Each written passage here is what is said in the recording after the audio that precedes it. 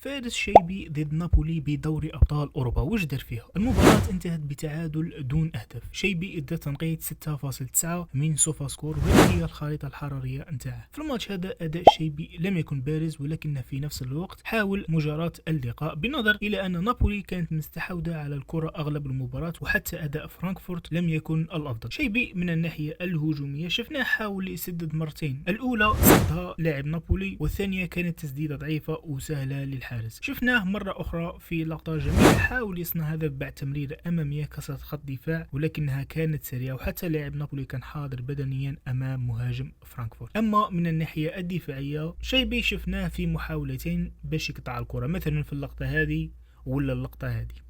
لقطة أخرى شفنا أيضا شيبي يخسر الاستحواذ. شيبي لم يكن اللاعب السيء، ولكن حاول أن يقوم بإدارة المباراة بالشكل المطلوب منه من المدرب، وبالمقابل أيضا فريق فرانكفورت لم يكن متميز